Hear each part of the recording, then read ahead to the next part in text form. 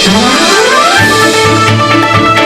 देख रहे हैं देश का सबसे भरोसेमंद चैनल दिल्ली नेशनल। नमस्कार, आदाब, सत श्री अकाल। इस वक्त हम मौजूद हैं गोरखपुर के अंदर।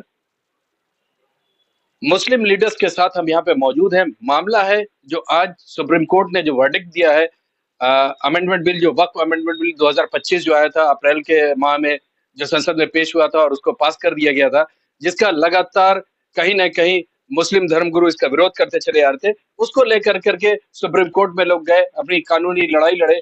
आज इंटरिम फैसला आया है, उसके अंदर कुछ एक मुद्दे को उन्होंने उजागर किया है, कुछ एक धाराओं पर रोक लगाई है, कुछ में संशोधन किया है।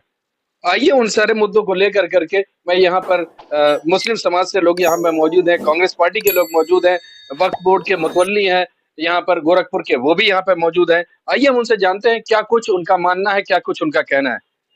सबसे पहले आप ये बताइए, आप मुतवल्ली हैं, वक्फ बोर्ड से डायरेक्ट जुड़े हुए हैं। ये जो अमेंडमेंट बिल आया था, उसका आप लोगों ने पुरजोर विरोध किया। आज इंटरिम फैसला आया है, कितने आप उसके फेवर में हैं, कितने विरोध में हैं?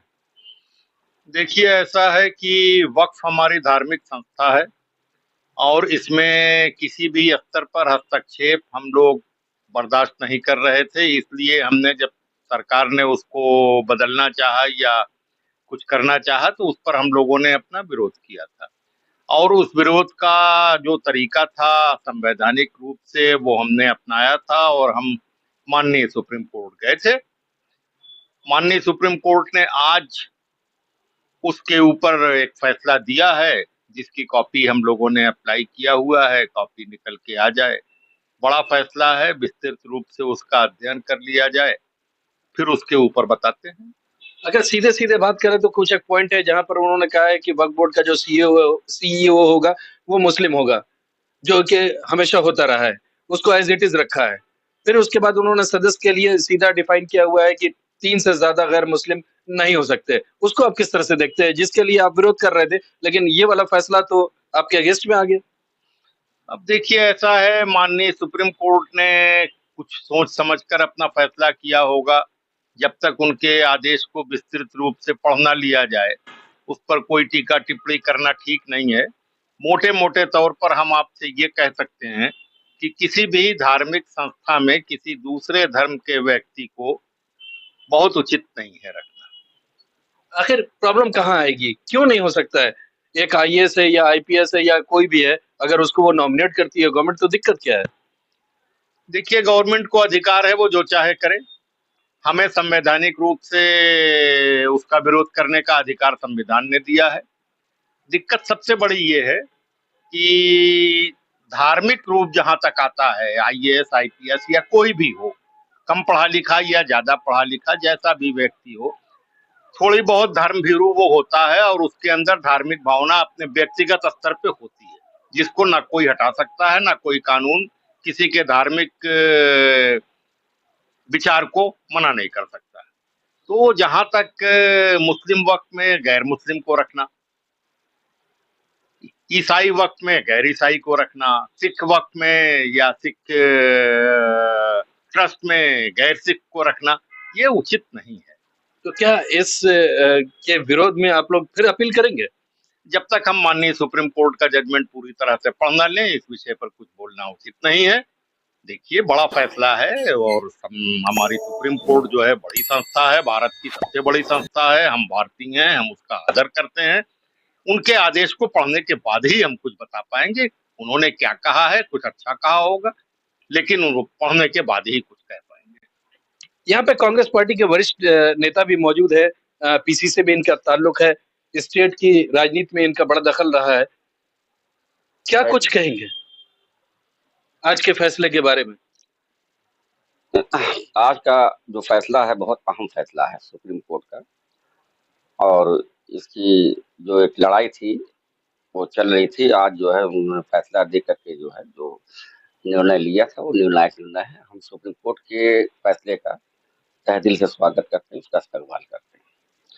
लेकिन कहीं ना कहीं कोई चीज ऐसी है जो हाँ रह जाती है उन चीजों में कि वक्फ बोर्ड में, वक्फ एक्ट में जहाँ तक ये आया कि इसके अंदर जो है गैर मुस्लिम रहेंगे या गैर मुस्लिम को रखा जाएगा, तो ये कहीं न कहीं जो है ये चुभने वाली बात है, क्योंकि बहुत से धर्म हैं इस देश के अंदर जो है, बहुत से धर्मों को लोग मानते हैं और हर के धर्म में जो है दूसरे धर्म के लोगों को जो है अगर उनको रखा जाए तो हमारे ख्याल में एक नेचर समझ लीजिए एक तरह से, वो पसंद नहीं होगा। उसी उसी तरह जो है हम भी इस बात को कहना चाहते हैं कि वक्फ बोर्ड के अंदर जो है सरकार का जो इस तरह का दखल है, वो नहीं होना चाहिए।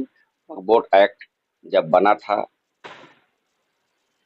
वो बना था, आज जो फैसला है, जो सुप्रीम कोर्ट ने लिया है, ज़ाहिर-सी बात है अभी तो बहुत ही छोटा फैसला है जो फैसला आया है। अभी तो आगे जो है तमाम चीज़ों पे जो है हम लोग देखेंगे उनके अंतिम फैसले क्या हैं, आखिरी में क्या है, शुरू में तो जो फैसले आए आए हैं, इसके बाद फिर हम आपसे रूबरू होंगे, अब बात करेंगे।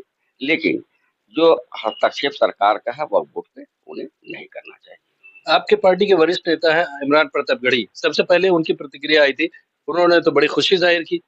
नहीं, नहीं, ज़ाहिर-सी बात है हम सुप्रीम कोर्ट के फैसले को जो है हर एंगल से, हर तरह से जो है उसको हम उसका सम्मान करते हैं और सम्मान करना भी चाहिए, क्योंकि कानून से ऊपर कोई नहीं है। कानून का फैसला जो है वो जो है हर को मानना चाहिए। हम सब कानून के फैसले को, सुप्रीम कोर्ट के उस फैसले को जो है मानते हैं और मानते रहेंगे। लेकिन कहीं न कहीं जो है कुछ किसी ऐसी चीज़ों के ऊपर जो आकर के जो है जहाँ हमें ठेस पहुँचती है, उसकी जो है हम भर्त्सना भी करते हैं और करते भी रहेंगे। लेकिन अभी अभी इसलिए नहीं कुछ कह सकते हैं कि जब तक ये पूरे फैसले को हम लोग पढ़ नहीं लेंगे, तब तक कोई बात आगे हम नहीं कर सकते। लेकिन जिस बिंदुओं पे आप लोग इंगित कर रहे हैं कि जो गैर मुस्लिमों का इसके अंदर एंट्री है, उस पर कोई वरिष्ठ नेता ने कुछ इस तरह की कोई टिप्पणी की नहीं है। नहीं, नहीं, देखिए हमारी पार्टी का एक नारा भी तो सर्वधर्म संभव का है। सारे लोग जो हैं मिल-मिला कर के आपस में इखलाक, मोहब्बत तमाम चीज़ें सब लोग सब सही है, पूरे सारी चीज़ें सही हैं। उसको भी हम मानते हैं, उसकी भी मैं इज़्ज़त करता हूँ। लेकिन फिर वही आ जाता सवाल वहाँ पैदा यही होता है कि किसी के भी मज़हब में, किसी के भी धर्म में जो है गैर मज़हब के लोगों का जो है हस्तक्षेप जो है मुनासिब नहीं रहेगा। तो क्या इसके खिलाफ आप लोग अपील करेंगे? आप तो बहुत ज़्यादा आपकी पार्टी बढ़-चढ़ कर के इसमें हिस्सा ले रही थी। बहुत ज़्यादा उसने एजिटेशन भी किया था। तो क्या इसके खिलाफ अपील होगी?